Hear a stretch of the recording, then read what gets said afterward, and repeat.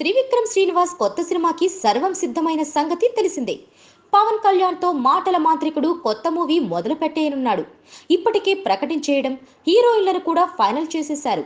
ఇప్పుడు మొదలైన కొత్త టాక్ ఏంటంటే త్రివిక్రమ్ కొత్త సినిమా ఏంటి? కొన్ని రోజులుగా ఎన్టీఆర్ తో త్రివిక్రమ్ సినిమాపై చాలానే మాటలు వినిపిస్తున్నాయి.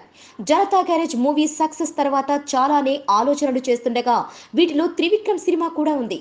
ఎన్టీఆర్ త్రివిక్రమ్ ఆల్మోస్ట్ కన్ఫర్మ్ అనుకుంటున్న టైంలో మాంత్రికుడి దగ్గరకు మెగా పవర్ స్టార్ తో మూవీ చేయాలని నిర్ణయించుకున్నాడని చెప్పుకుంటున్నారు. ఇంకా కన్ఫర్మేషన్ అంటూ చెప్పడం లేదు. మెగా ఆఫర్ రాగానే ఎన్టీఆర్ మూవీని త్రివిక్రమ్ సైడ్ ట్రాక్ లో పెట్టేశాడని రూమర్లు వినిపిస్తున్నాయి. దాదాపుగా ఇప్పటికే త్రివిక్రమ్ రామ్ చరణ్ మూవీ కన్ఫర్మ్ అయిపోయిందని, సుకుమార్ కొరటాల శివులతో సినిమాలు పూర్తి కాగానే త్రివిక్రమ్ సినిమా మొదలు కానుందని టాక్. మొత్తం మీద చెర్రీ లైన్ లో పెట్టిన సినిమాల లిస్టు మాత్రం మెగా ఫ్యాన్స్ ను ఉర్రూతలూగిస్తోంది.